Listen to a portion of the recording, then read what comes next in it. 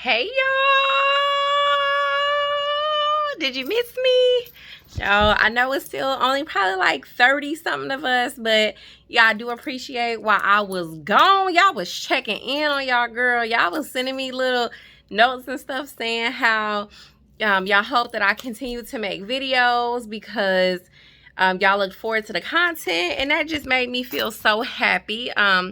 I don't even remember my intro. If y'all forgot who I was or whatever, if you're new here, my name is India. I am a social worker. I just graduated with my master's from University of Kentucky.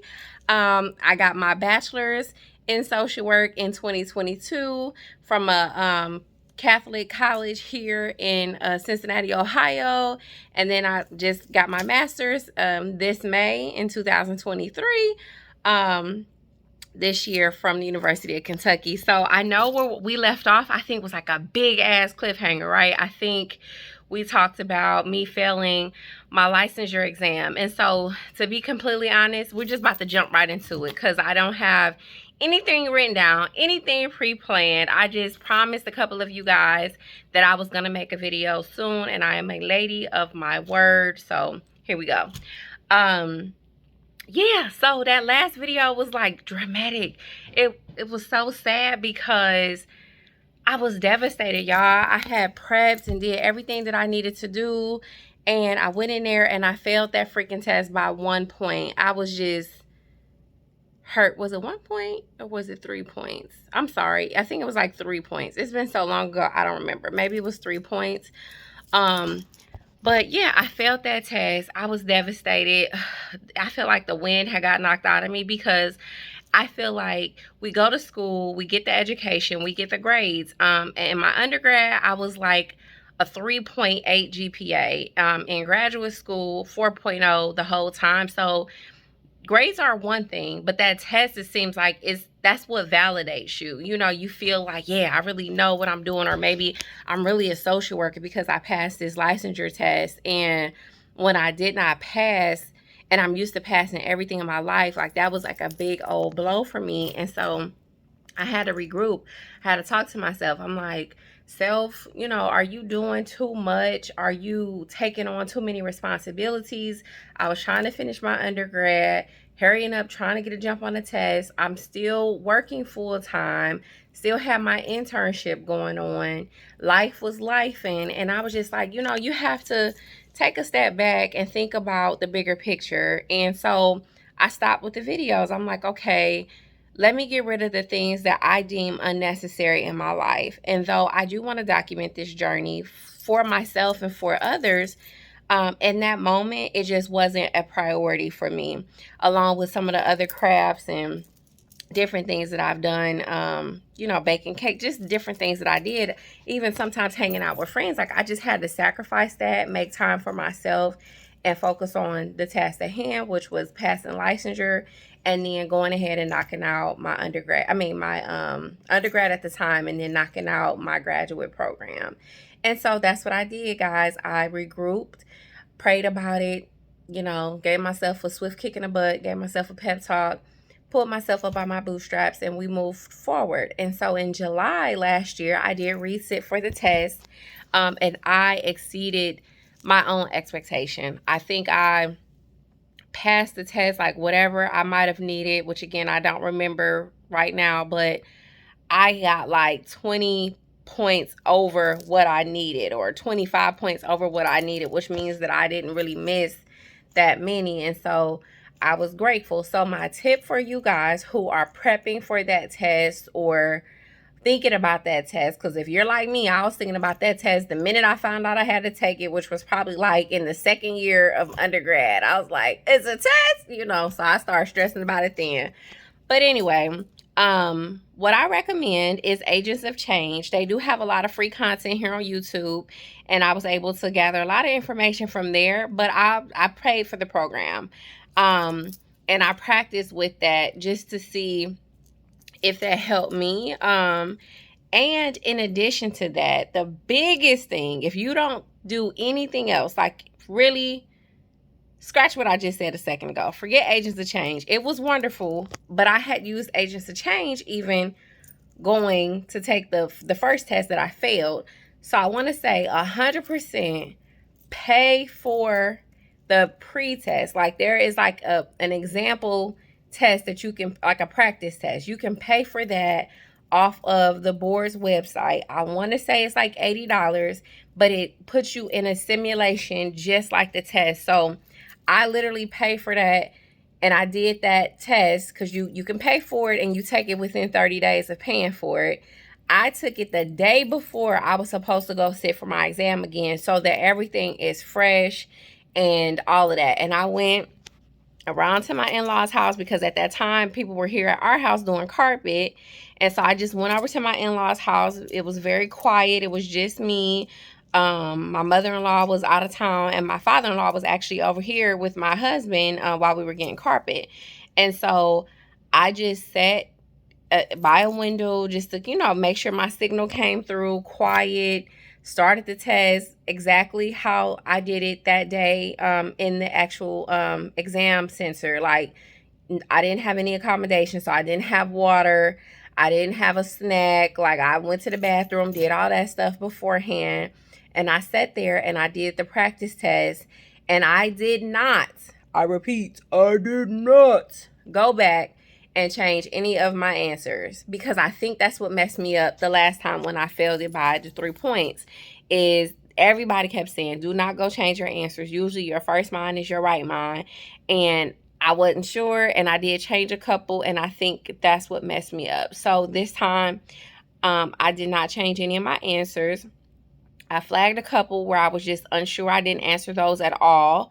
And I just like, I'll save that to the end. It wasn't very many because you have to be mindful of that. You don't want to flag a whole lot of questions and leave them unanswered. And then, you know, your time runs out and you try to go back and now you're rushing through it, or you don't get a chance to finish before the clock runs out, and you're setting yourself up for failure. So I don't recommend flagging a lot without answering them. I would say maybe if it was 170 questions, I might have had like less than, 5 or 6 that I flagged without answering. But anything that I was like stuck on and I'm like, I'm gonna roll with my first mind, I hit it, I did not flag it, and I moved on.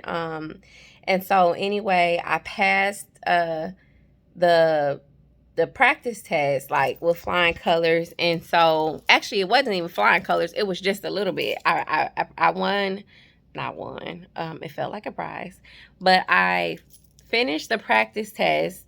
And I want to say if I needed 103, I probably got like 110 or something like that, which was cool with me because a win is a win. Y'all hear me? A win is a win.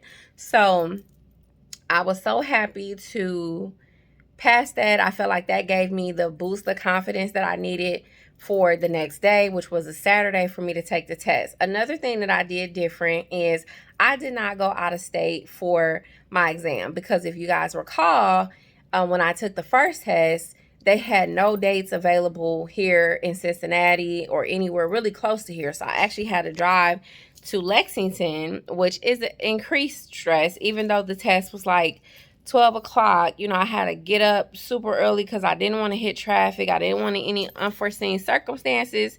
So that's unnecessary pressure, unnecessary stress. If you can do it, where it's down the street, around the corner or something like that from your house, I would recommend you do it like that, because you don't need that pressure. And if you have to travel out of state or whatever, maybe go up the night before, get a hotel room. I know it's an added expense, but it probably would give you peace of mind, and you're not having to worry about conditions of the road or traffic or unforeseen circumstances that might pop up before you even get to the event center.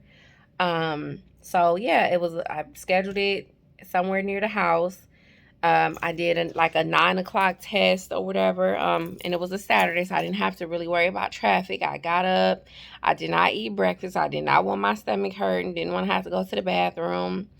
I didn't even study before I went. I prayed about it. I just sat with myself, gave myself a pep talk. I kept repeating affirmations to myself that I was smart, I was confident, I was capable of passing that exam, and that the results do not determine what type of social worker that I am, you know. And I just kept repeating that to myself. And so anyway, we went in there, I took the exam. No superstitions. Like initially I'm like, oh yeah, locker 12. Like 12 is my good number. And ooh, computer 12. Like I didn't care about any of that. I was just like, you know, I'm doing everything different. And I went in, I did the test, and guys, I was done. Like, I think they give you like 4 hours to sit for the test. Yeah, I was done in like an hour and 20 minutes. So now I'm freaking out because I'm like, did I rush? You know, so I had like a little 5-minute conversation with myself. Like, should I go back and check answers? Do I feel good about that? Like, how did I go through it so fast? And I think it was just the not second guessing myself. I prayed about it and I hit submit. And so the little bar thing is spinning and I'm nervous. My hands are sweating. And a thing popped up and it said it was asking me for a survey, to answer a survey about how I felt about taking the test. And when I saw that, I knew that I passed because I am in a social work group on Facebook. And a lot of people talked about that survey and they's like, you only get the survey if you pass. And I thought about the time I did not pass. I didn't get a survey. It just said, you know, my test was now completed and my results will be waiting for me at the front. You know, raise my hand for the surveyor to excuse me from the test. So when I got the survey thing, I was like, oh my God, I think I passed. And so I did the survey. I don't remember how many questions it was. It was just short. Like, did I feel like the event center, the testing center was like comfortable? You know, did I have any issues? Blase, please. So I did that. And so when I walked out, you know, I raised my hand to get excused. And the guy came, he let me leave. And so I'm going around the corner. There's a lady there, and she was like, whoo, well, at least you got that out the way, and now you can enjoy your weekend. And so she was like smiling. So I'm like, oh, thank you. You know, and so she handed me my paper, and she was like, you know, look at it once you leave the room. And so I grabbed the paper and I prayed one more time. And then I turned it over when I got in the hallway and it said, congratulations. And it told me, like I said, I had passed by like a lot. And so again, that even me passing by a lot doesn't determine the type of social worker that I am. But I was very happy about that. So I know this was a short update, but I definitely just wanted to give you guys some type of update. Didn't want to leave you hanging. I'm going to try this YouTube thing again. I have more content to come because next I want to talk about my experience with my advanced standing in grad school, what that was like. I also want to talk about post-graduation and what the job search has been like. You know, might be a couple of videos about that. So it's more content coming, but I did want to update you guys, tell you guys that I did it. I done graduated. Your girl is officially done with school, okay? But that just means that I'm more available for you guys. So keep watching, keep sharing, keep commenting, you know, talk to me. I talk back. I definitely appreciate it. Like, comment, subscribe, share, you know, let's build our community up.